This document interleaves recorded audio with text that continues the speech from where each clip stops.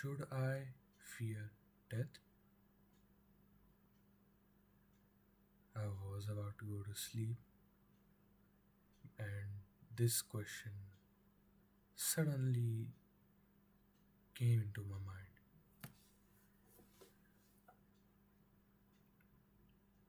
Should I fear death? Who am I asking this question to? Myself would be the most obvious answer, but also I'm asking this question. I feel like this question is directed at no one in particular. And I have this question to anyone who's watching this too. Should you fear death?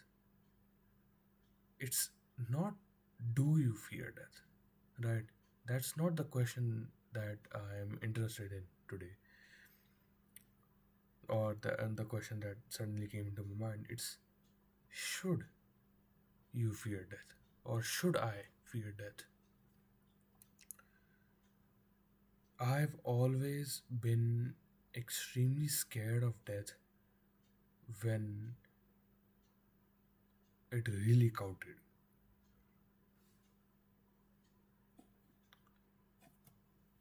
I never really thought much about death and afterlife and just the end, right? The end of it all. The end of my life, the end of the lives of my loved ones, my parents, my sister, and everything of the sort. It's not that it's, I don't, I'm not, how do I say this? It's not that I'm not afraid of death, it's just that I avoid it. I avoid the thought of the end, like the plague. I avoid the thoughts that my parents will go away forever before me. I run away from the thought that I will have to live past that point for multiple years or maybe even decades. I run away from the fact that nothing lasts forever. I don't run away by denying it. I run away by not acknowledging it. The realization, the thought, the sadness, and the grief, the, well, pre-mortem grief that comes with it is always there for me, at least. Always I am terrified of what the next day has to offer. But something about bringing those worries to life, something about acknowledging them, something about acknowledging them in front of someone, let alone in front of my family or anyone like that, feels cowardly. Feels, I feel remorse whenever I think of that prospect. I feel guilt. No one else is thinking about this. No one else is talking about this. So why should I? Why am I being weak? Is the question that I ask myself. And the truth is, I'm probably not being weak. Probably everyone thinks about death at some point, and everyone thinks about death differently. They come to terms with it differently, or they may not even come to terms with it at all. Some people ignore it like I do. Some people cannot handle that, the realization of the existence of the end, and shout their distresses out from the rooftops. And I do not blame them. This is an incoherent rambling, by the way. Sorry for the disheveled look as well. I wanted to get these thoughts out. So there is no format to this video, no moral of the story.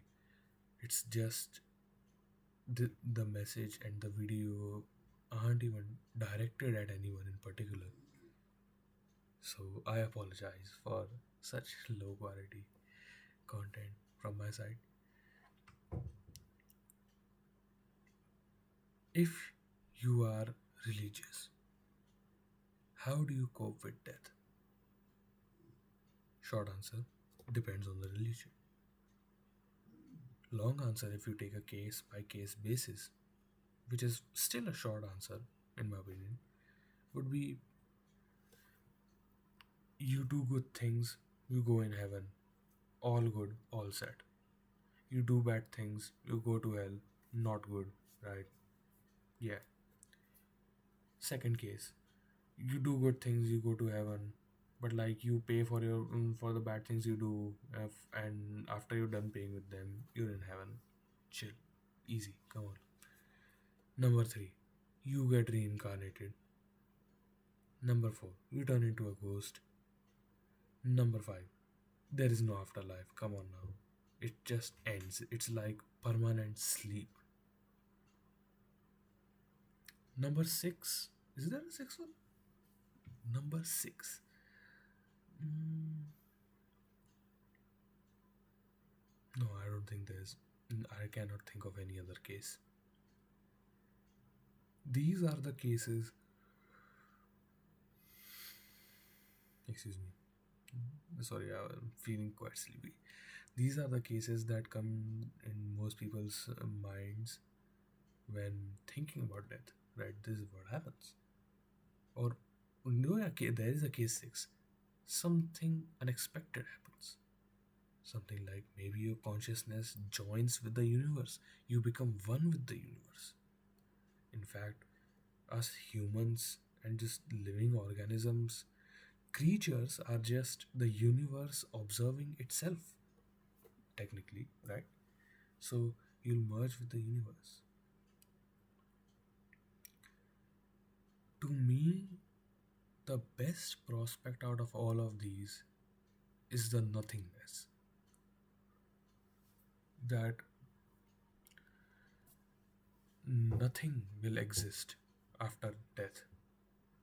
That if everything I experience is real, right, and this is not a simulation, and like it's not like I think therefore I am, and that kind of thing where I can only prove my own existence. If the physical world that I experience is just as real as I am, then for me nothing exists, and so there isn't really something to be scared about in death, right? In that prospect, it's something that happens to everyone. You have a limited amount of time. It can be taken away from you at any point. So it will be best to make the best use of it, you know? Yeah, best use.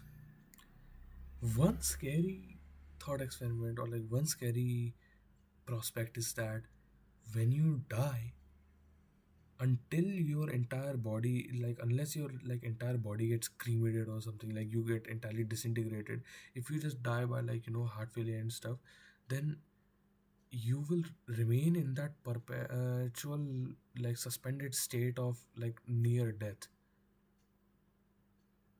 for what feels like an eternity.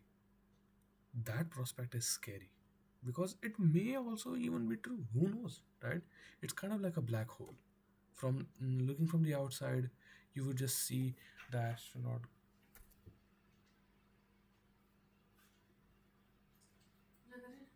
Hmm. Uh-huh. It is time to send my sister to school. I'll just wrap up everything since it's already a 10-minute long video. So overall, I think the best way to deal with the fear of death is to not think about it. And if you really want to think about it, just just know that When death is not here, you're alive. And when death is here, you're not there to experience it. There's no you, right? Or I forgot how the quote exactly went, but there's no reason to be scared of death. Happens to all of us, right? Just live in the now, you know. So, yeah, I hope the best future and the best death to everyone watching this. That sounded a lot more hopeful and motivational in my head.